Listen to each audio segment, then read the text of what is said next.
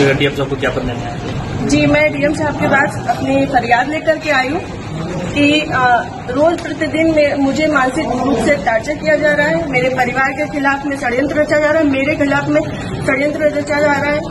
और ये षड्यंत्र के सूत्रधार जो है वो आदरणीय हमारे पूर्व सांसद सुब्रत पाठक जी हैं, जिन्होंने हमारे गेस्ट हाउस को लेकर के हमें ये कहा कि हम भू माफिया हैं। मैं आप सब लोगों को ये बात को अवगत करा देती हूँ कि हमारी जितनी भी जमीनें हैं 35-40 बीघे से ज्यादा जमीन नहीं, और जिसमें मेरे खुद के नाम पे सिर्फ 3 बीघे जमीन है।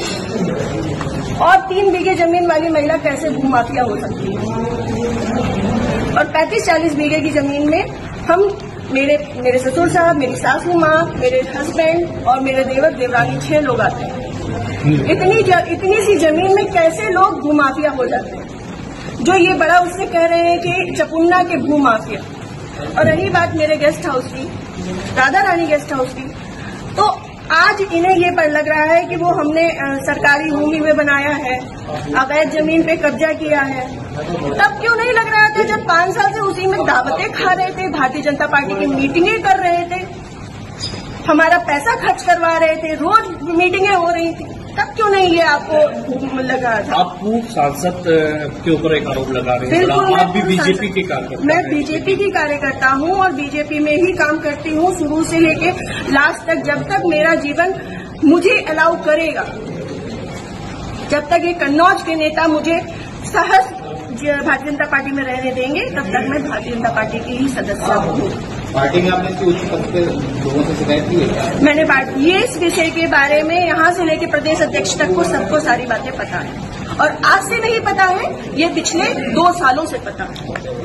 मेरे पिताजी, मेरे ससुर साहब, मेरे हस्बैंड, हम सब लोगों के लिए हत्या तक का मतलब षड्यंत्र रचा जा चुका है, और विगत के चुनाव के निर्णय के बाद ही रचा गया।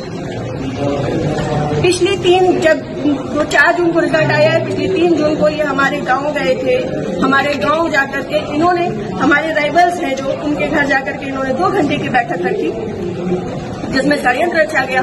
और उसके बाद ही उसी दिन इनके एक प्रमुख कार्यकर्ता कहिए, चमचे कहिए, कुछ भी कहिए, वो जीतू त्रिपाठी, उन्होंने मेरे ससुर साहब को फोन किया, जिसकी मैं रिकॉर्डिंग आप सबको भेजूंगी और चाहूंगी कि मीडिया में आप चलाएं।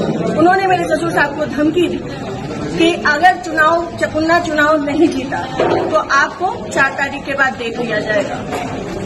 उसके बाद से ये सारा षड्यंत्र रचा है। क्या चुनाव हरवाने में आपका भी श्रेय जाता है? मैं भारतीय जनता पार्टी तरीके से वो आरोप लगा रहे हैं क्या?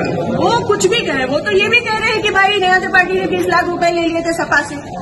वो तो उनका मुंह है, कुछ भी कह सकते हैं।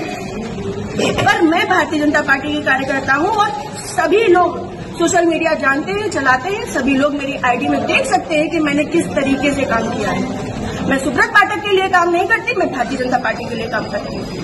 आपने प्रशासन और पुलिस से शिकायत की? जी, मैंने पिछली 25 तारीख को प्रशासन पुलिस से शिकायत की थी, जिसमें सीओजी की टीम गठित है, और अभी तक कोई भी पकड़ा नहीं गया। क्या मानती है पुलिस?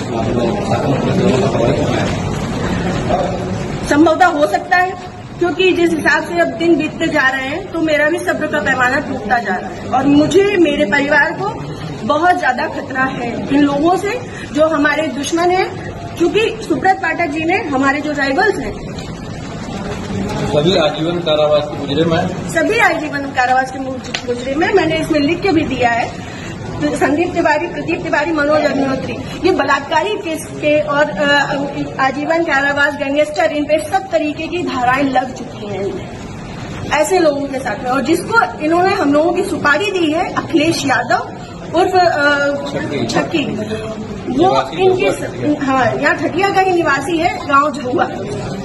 वो इन लोगों के साथ में, सुब्रत पाठक के साथ में भी जेल में रहा है, और इन लोगों के साथ में भी जेल में रहा है, और अभी फरार है। और इन लोगों की मोटरसाइकिल भी उनके पास है, अभी तक वो भी बरामद नहीं है। ये लोग सिर्फ मेरा मानसिक, शारीरिक और चारित्रिक से शोषण करते आ रहे हैं। 2 साल से, मैं 3 साल से मैं बहुत ज्यादा परेशान हो चुकी हूँ। अब ये चीजें नहीं होंगी। आज आपने जिलाधिकारी से बातचीत की, क्या उन्होंने आश्वासन दिया? उन्होंने मुझे पूर्ण आश्वासन दिया है कि इस पे निष्पक्ष जांच होगी, क्योंकि हमारे पास रिकॉर्ड्स भी हैं, हमारे पास सबूत भी हैं और बहुत सारी चीजों के सबूत हैं। समय आने पे मैं वो सब आपके सामने रखूंगी। जिले में जो भी भ्रष्टाचार हो रहा है, जो जिला पंचायत में भ्रष्टाचार हो रहा है, जो ब्लॉक प्रमुख में भ्रष्टाचार हो रहा है, ब्लॉक में भ्रष्टाचार हो रहा है, वो सारी चीजें मैं आप सब लोगों के सामने रखूंगी। अगर आपकी सुनवाई आज नहीं होती तो आगे क्या कदम उठाएंगे? मैं आप लोगों का सहारा लूंगी और आप लोगों का सहयोग, मुझे पूर्ण विश्वास है कि मेरे साथ हमेशा रहेगा और मैं इस पे अपनी अंतिम सांस तक अब फ्रंट के पैमाने में आकर के लड़ूंगी।